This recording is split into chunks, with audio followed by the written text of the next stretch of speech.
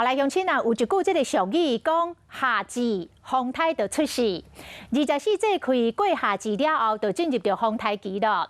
今年会到风台尾，气象局的估计，今年会冲台湾的风台大约有3个至4个。啊，讲即摆南边都有一个热带的扰动在咧形成，是毋是有机会将做今年第3个风台铺扬咧？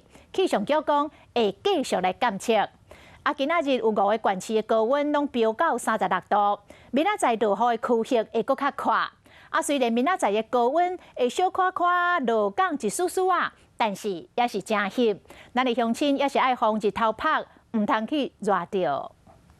高温的热天到啊，幼稚园的老师趁好天带囡仔出来行行咧。不过高压继续发威，各地拢真烧热。在马祖30度，金门、澎湖和东半部地区32、33度左右，西半部地区34、5度，和大台北盆地可能会出现局部性36度或更高的气温。高温互人挡袂牢，气象局发布高温的资讯，提醒天气台南市地区、台东县地区、屏东县外山区、河谷、花莲县整个是柑仔色的灯号，有连续出现36到38度高温的记录。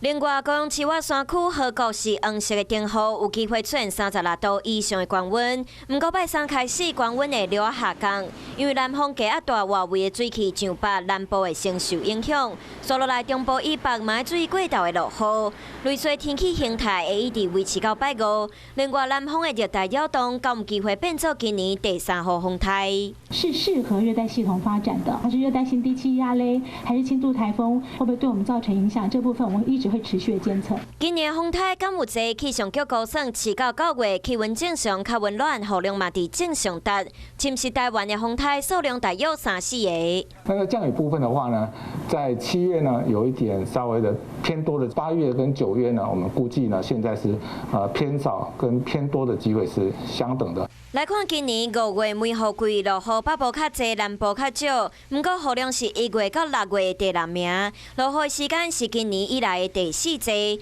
而且是这几年5月有记录以来上少的一摆。对梅雨季到风台季加上过道的雷阵雨较常发生，提醒出外民众要随时甲雨伞、雨伞穿好。